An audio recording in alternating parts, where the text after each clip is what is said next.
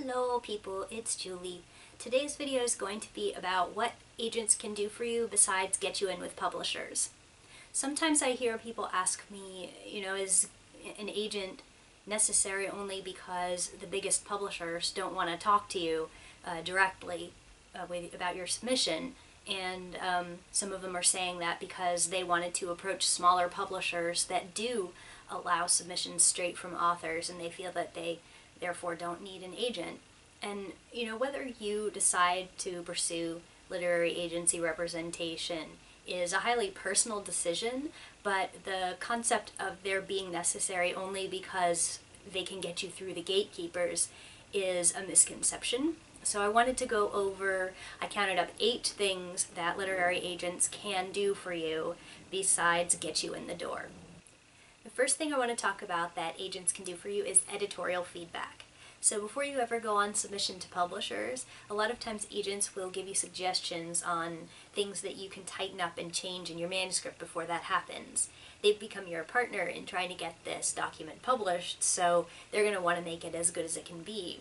Now these may be small editing suggestions like little line edits and things with punctuation or spelling, or they may be rather large changes like changing the perspective of a character, or saying that one of your plot points needs to be more filled out, or saying they don't understand the motivation of a character.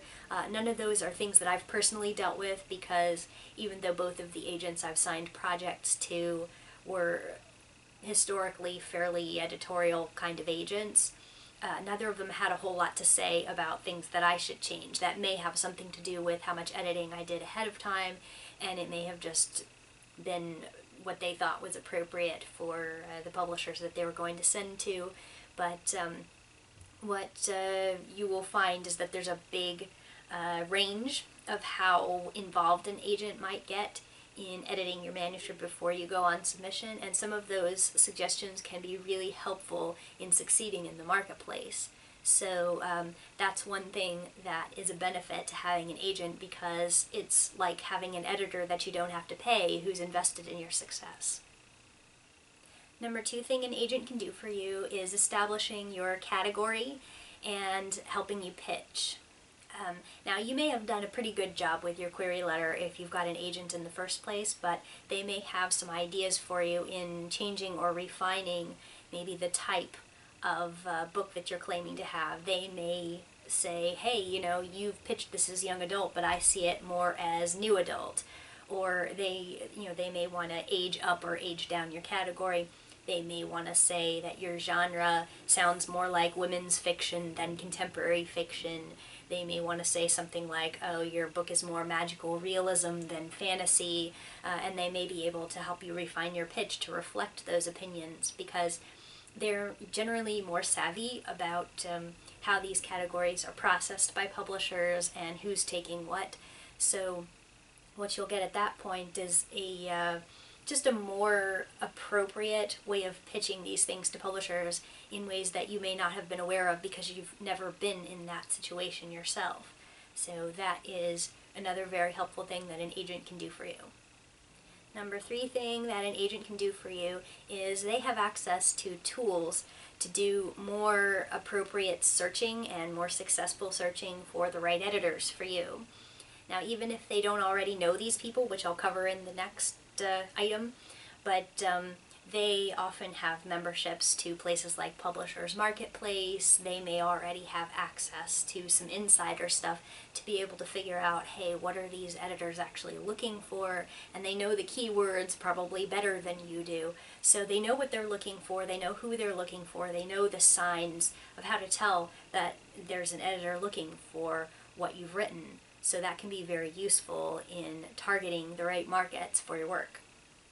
Number 4 is relationships with editors. If an agent has been in the business for any length of time, they most likely will have already established some relationships with certain editors. They may have sold several books to the same editors, and even if they've never sold or even met or exchanged words with certain editors, they will often know more about what their preferences are because of having worked with their company before, or have knowledge of what their contract is like because of having sold work to one of the other editors at that same imprint. And then also, even if they don't have an existing relationship with these agents, or rather with these editors, the agents may be going to conferences and have insider access to be able to talk to these publishers. So what will happen is you'll be able to ride on the coattails of someone who already knows or has access to these folks, and they will be able to read your work when in other situations you may not have been able to get those people's attention or even know that those editors existed and wanted work like yours. Number 5, once you get an offer, they of course handle the negotiation and the contract. Now, it is hard to get across exactly how important this is. And I don't want to bash publishers, but a lot of times if they will not necessarily offer you the best contract for you, they're not trying to rip you off, but they are a business, so they will write the contract with terms that will be preferable to them.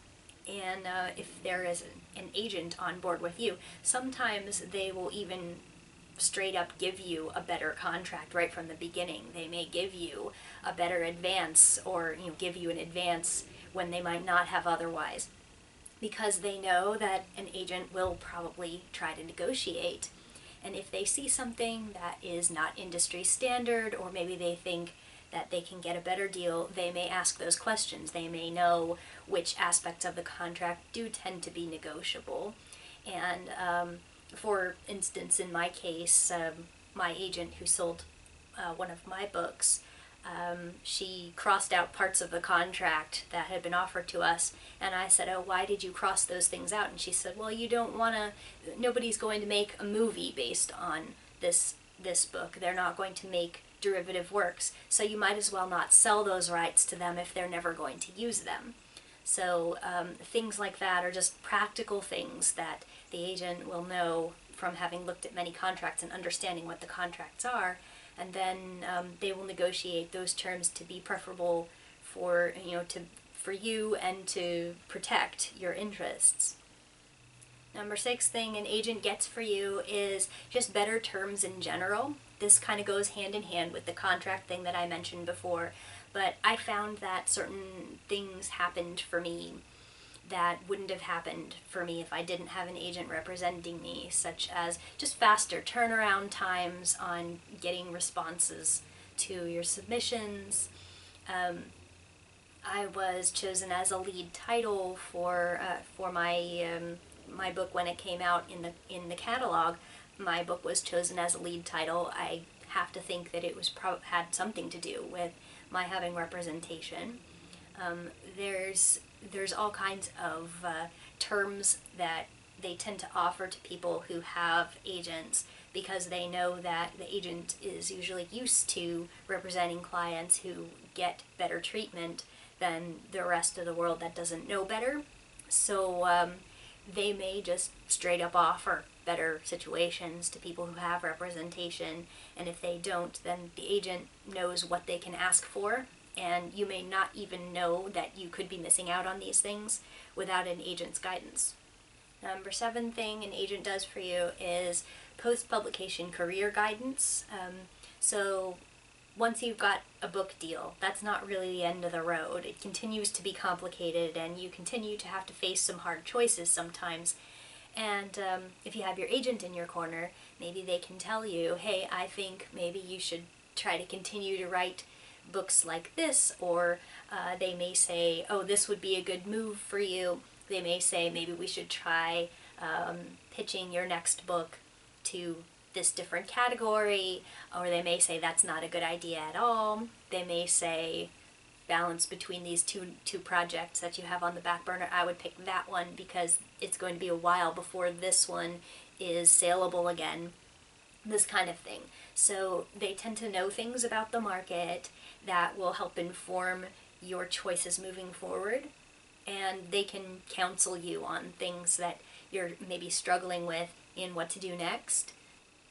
And finally, number 8 thing that agents offer you is moral support. This may not sound like very much, but especially if you're not already getting it from other publishing industry professionals or other writers, Having an agent in your corner who understands what writers go through when they're trying to sell their books, when they've already sold their books, when they're dealing with maybe bad reviews or some stuff like that. A lot of times they can be a really good go-to person, even if you don't have necessarily a particularly warm relationship with your agent. They will understand where you are. They will have probably had clients that have the same similar problems or questions, and they're just a person on the inside who understands. So that is very valuable sometimes, especially if you don't have a lot of writer friends, or your family doesn't understand, or it seems like you're alone in the world. An agent can be like a partner. It can really be a lot more than just a business relationship. And your level of comfort with that and the agent's level of comfort with that is what will determine how close you become. Some people are even good friends with their agents. Okay, so now that's just maybe a short list of other benefits to having an agent besides them just getting you in the door. But sometimes, like just as a bonus, I'll say that you can also establish relationships with your agency siblings, and sometimes you can find other people who are at a similar place in their careers as you are, and be able to maybe find beta readers or more moral support, be able to help promote each other's books, things like that. So in my experience, like after my book sold, my agent wasn't really directly involved in a lot of promotion, but she'd retweet something every once in a while. But sometimes your agency siblings will be like, oh yes, I'll participate in your cover review, or I'll interview you on my blog, or something like that. And it's kind of fun, like a little family that the agent is like the big cheese of. So and some of them do get directly involved in the marketing of your book, but it's not really their job. A lot of times it's kind of extra, because on the publisher side they have marketers. So but yeah, there are a lot of other fringe benefits to being part of an agency, and sometimes they have additional resources for you to use that'll be only offered to other members of the agency. So that'll vary a lot, but the ones that I went over in this video are just direct helpful things about having an agent that will carry over into other aspects of your career. Now, this does not necessarily mean that you're doomed if you decide to go into publishing without an agent, but I just wanted to kind of knock down some of the misconceptions that the only reason you'd want an agent is if you're aiming at the top 5 and they won't accept your submission without one. There's so many other things that an agent can do for you, and probably will do for you. So I have not tried going into publishing without an agent, so I don't know the other side of it, but I have heard stories, and I do know what I've been grateful for during the process of what my agents have helped me do, holding my hand through certain things that I don't feel like I would have done as successfully or done at all without an agent. So that's going to be my perspective, and it is necessarily biased because I've only been through one of those things, but I hope that it helps people inform their decisions as to whether they're going to pursue agency representation and what happens after you achieve it. And feel free to ask me any questions that you have regarding what agents do for you, and I'll see you next time I make a video. Thanks.